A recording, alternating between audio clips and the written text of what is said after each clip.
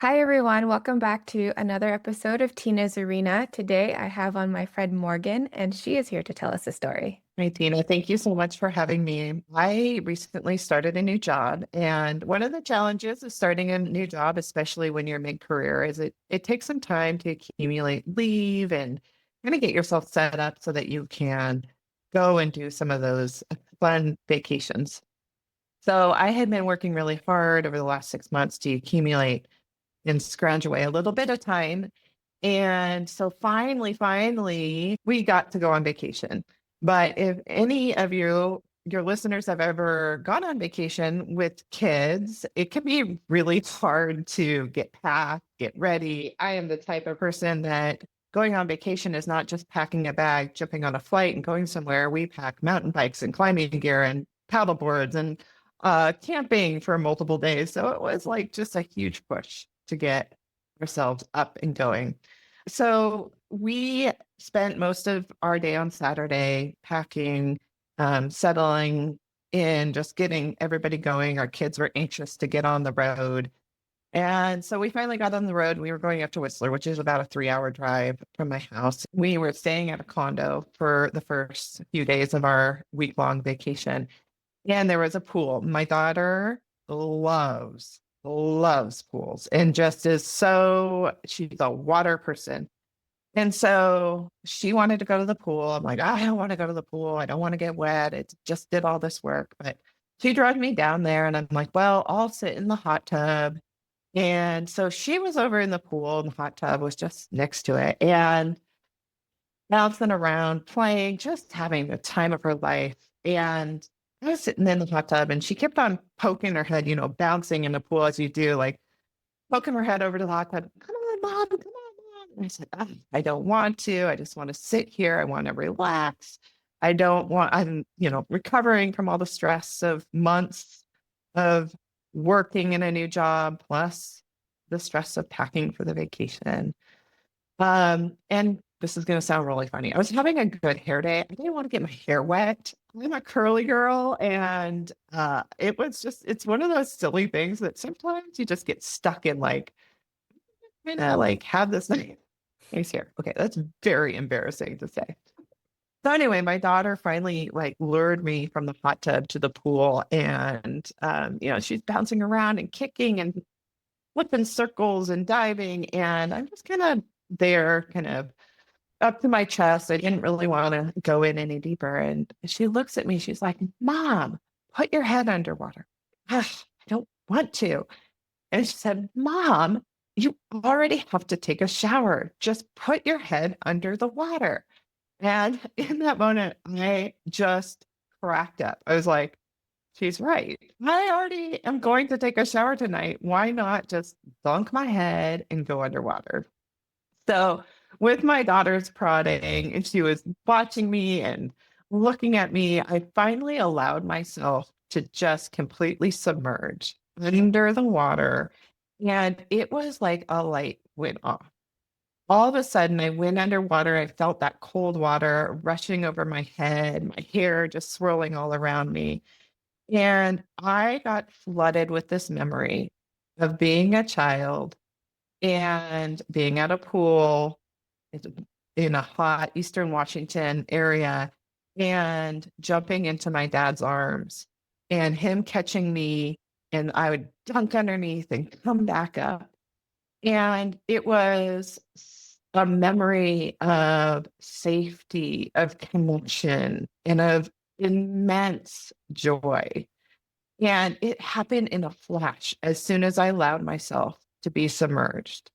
So I came up out of the water. That memory just completely sparked inside of me, and my heart just felt so open. And I came up, and my daughter's huge grin met me, and she's like, Mom, you did it. You did it.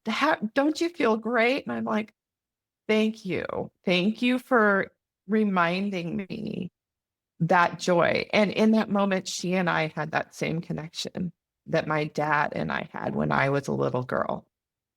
Like, I was blown away by the resistance that I felt and the complete release that allowed me to connect to my child, to that sense of joy, to that sense of presence that really fuels the type of vacation I wanted to have. And so as the vacation unfolded and we were, doing all these fun things, I had that sense of submerging throughout our entire time. And that experience really made me think a lot more about the role water plays in our lives. Mhm. And I I am a water person. I am from the Pacific Northwest. So when I am without rain for a couple days, I feel like I'm dehydrated and dried out and like my soul needs replenishment. I grew up in my 20s working in Southeast Alaska on a boat, literally living on the water. And my passion was humpback whales and glaciers and marine life. And then in my 30s, I worked on river systems and restoration, and I got to be part of working towards recovery of endangered species. And now in my new role, I am working on a lake system and how we protect that system, which provides a variety of different services, including being the primary drinking water source for my community. It's taken me a bit to land in like this new job and finding the joy that I had in when I was working in the river systems. And I was talking to a good friend of mine. It's like, why do we care about lakes? Like, it's just a lake. What is a lake? And she said, well, the rivers are exciting. They're dynamic. They're kind of like toddlers. They have temper tantrums and they have big events and little events, and they do all these dynamic and fun things. And the lakes, they're like the grandmothers of the water bodies. They're wise, they're patient. If you're a lake ecologist, things don't move very and happen very fast there. And they're like these wide open arms that say, come on, I'll take care of you in the summer heat. You can come jump, feel that joy, feel that excitement. And so my friend pointed that feeling out to me that you get when you're with lakes. And I thought, oh, that's so true. We all love and gravitate towards water. It's such a necessary part, not just of our survival, like we all need water to grow food and we need water to drink, but our soul survival, feeling and connecting to joy, to something bigger than us. Water is for joying. It's it's for the joy of being. And the more and more we can be like my daughter, inviting us into the water to dunk, to experience, to remember that life is a joyful experience when we allow ourselves to release and let go of the need for the perfect hair, that water is here for us and we can be here for it. And when we approach the system with love and with heart, hope that we can move beyond the fighting and see the love in each other and find a path and a solution forward. The joy that your daughter sparked, it reminds me of my nieces, how they have a pool and they're always in and out of the water playing. And actually, I never play with them. So it's just like making me think about that and how I'm probably blocking myself from a little bit of this joy because I never ever get in the water. I can't really swim well. So that's been like the story I tell myself Yeah. in my head. But like I can just stand in the shallow side. Like I could do that. Yeah. You can stand in the shallow side and dunk and see what happens. hmm So Yeah. yeah, it's a huge reminder to just like let go of that perfectionism of the good hair day because that's totally relatable, not crazy at all. We plan our days around the hair wash days, right? That's right. Oh, Yeah. And my daughter, that one in particular, she always puts things in those simple ways. It's like, Mom, you're gonna have to take a shower anyway. Oh my gosh, you're 10 and you're so wise. mhm. Has she been a big source of teachings for you? Oh yes, this is my child who has really prompted my growth as a human, as a person, and promoted and forced me to grow up, to learn how to deal with my own emotions, to kind of push myself toward patience, presence, connection. Because this is my daughter who has the big, big feelings, the big joy and the big pain. And she's not afraid to express it. That's beautiful how she can feel safe enough to express it because Yeah. she's able to hold that container, which is really hard as a parent, right? I imagine. Well, and that's what I've really had to learn, and how to sit with my own discomfort of her discomfort, and how to not try to fix things for her, but allow her trust that she can figure it out, and be that safe space and the guardrails for when things feel really hard. But sitting with, your child who is obviously struggling, and, you know, providing that reassurance is not always the go-to approach for parenting. It's certainly not the go-to approach that I was raised with, which was go away, you'll be fine. You're too big of a feeler. Just don't bother us with that. Yeah, just suck it up or ignore Yeah, suck it up, buttercup. it. You mentioned a symbiotic relationship between us and the water. Do you think that there are things or maybe more things that we should be doing to be taking care of the water as it provides so much for us? Our water is the thing that's really changing as our whole ecosystems change. And so I think, and I work hard, I've been in the environmental space my entire career. I've always been very aware of the impacts we have on our planet and our resources. I also am very try to be very aware of the reciprocity that we have in these relationships. I give to the water and the water gives to me. And I give to the earth and the plants in my garden and my garden provides for me. And so to me, a lot of what I like to speak to and have people think about is, what is a reciprocal relationship that you can foster in your local place, in your local community, that isn't just from the taking space, but is truly in that space of loving and giving and appreciation and gratitude for the earth and for the things that it provides. Sometimes we turn on the tap and we forget and disconnect from the fact that that is like a really precious gift and a really precious resource. And there's a lot that goes into getting the water from its source to your tap. And, for those of us in the West, like pretty much guaranteed when you turn on the tap, it's going to be relatively safe water. And not everybody has that. And for me, that's another piece of my appreciation, is just for the privilege that I have in being able to have relatively strong confidence in the water that I am receiving and that I get to now give to. Hmm. I had that experience actually very recently where I went to Ohio and I got water at a restaurant and it tasted like dirt when I drank it. I don't know how to describe it. Someone told me it was probably from a well and that's why it tasted like that. But I've Yeah. never had that experience because I have municipal water where we are and it's actually very clean.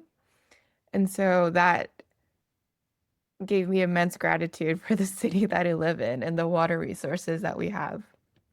I just learned recently there's like water tasting events where Okay. like you can go and sample water from different places. Like some people might really enjoy the taste of a dirty well.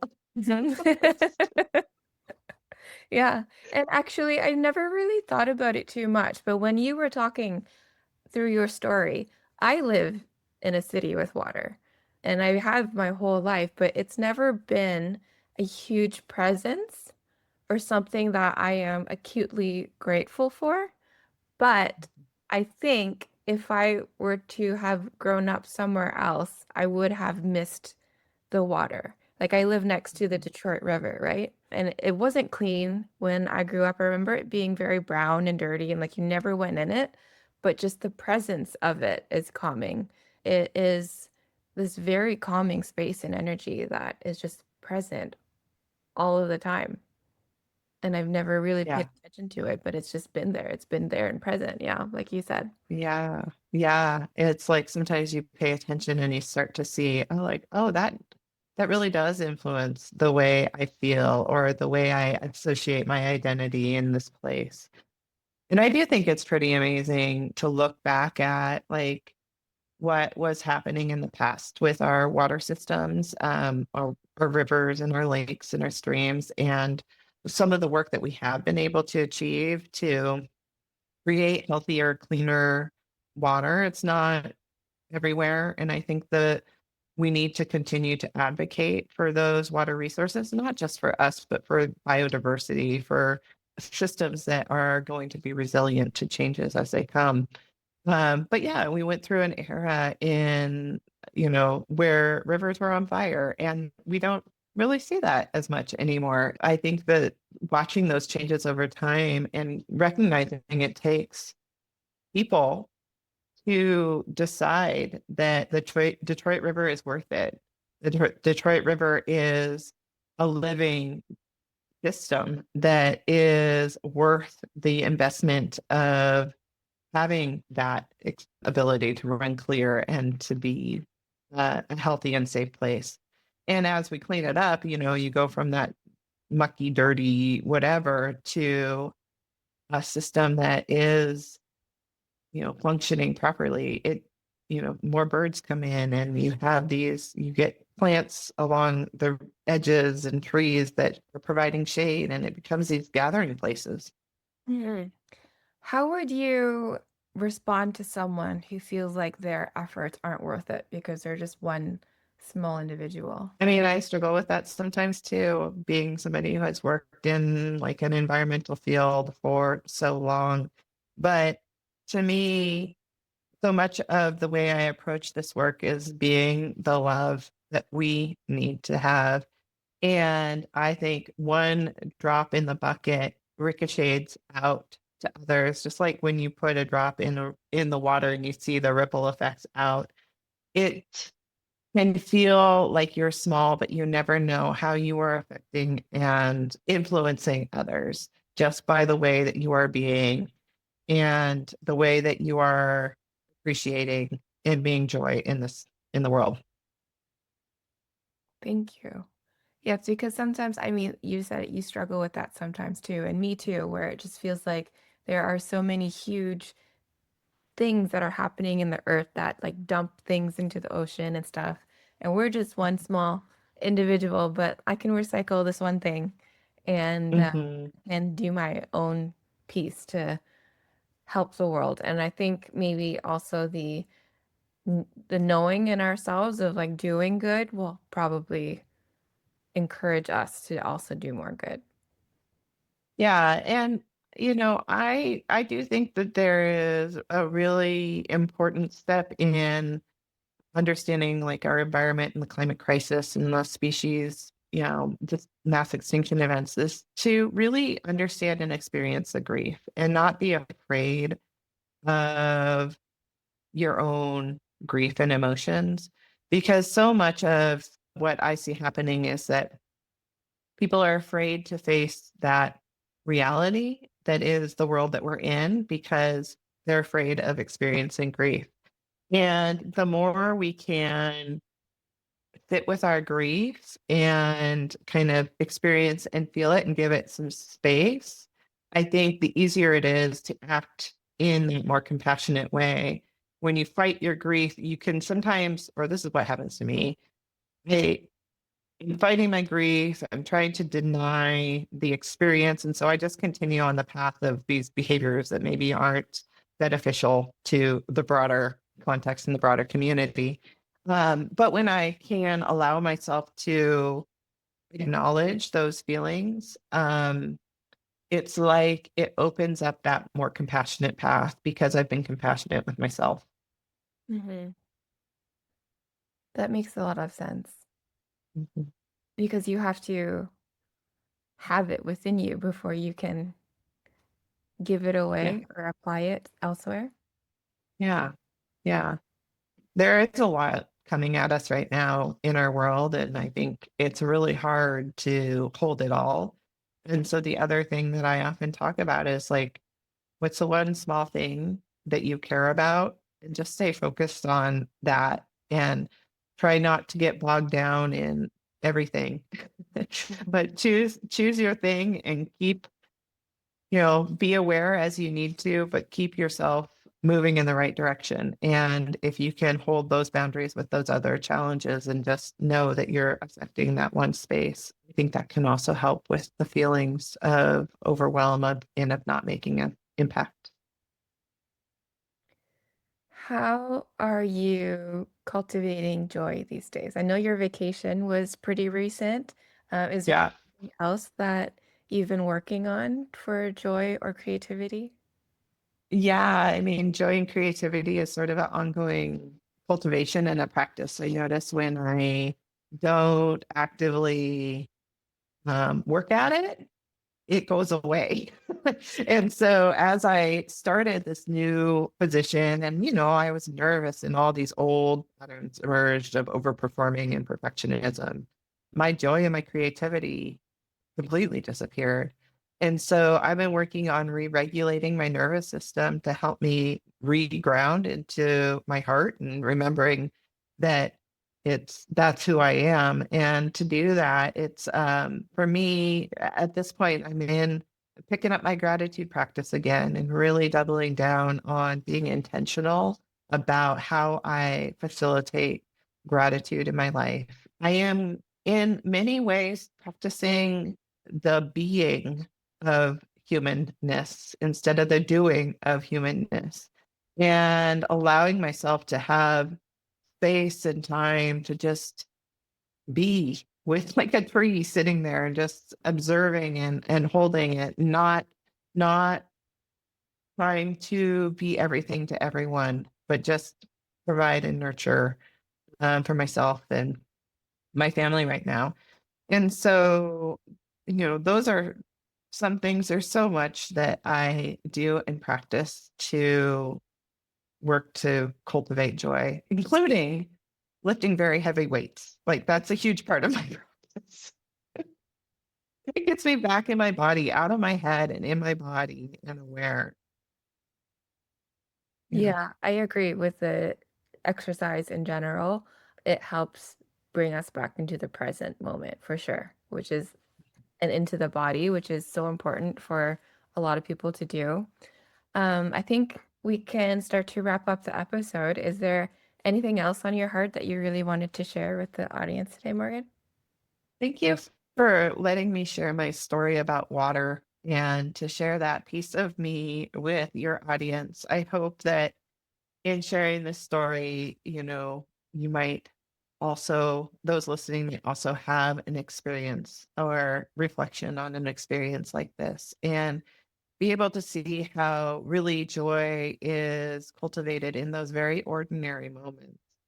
And it doesn't take the extraordinary in all cases to get there. It's really nurturing those tiny moments of connection that can bring us the most joy in our lives. Thank you, Morgan. I'm grateful for your presence here on the podcast. Thank you for inviting me. If you live in Windsor-Essex County area in Ontario, Canada, then you should know that I host an open mic live storytelling event the last Saturday of every month at Aloe Lounge on Erie Street in Little Italy from 5 to 7 p.m. If you don't know what open mic storytelling is, well, I encourage anyone to come up and share their story. We have different themes every month. The event celebrates connection, our humanness, our emotions, our rawness. It gives us space to really express ourselves and to have people listen because I feel like we don't really get too much of this anymore. It is essentially a gathering of the souls and sharing a little part of ourselves with each other, whether it be a funny story, a sad story, a happy story, a romantic story, any story that is yours, you can share. And I'm loving the community that is coming from this event. So come to the event. I hope to see you there. You can purchase tickets at talesofthetown.ca.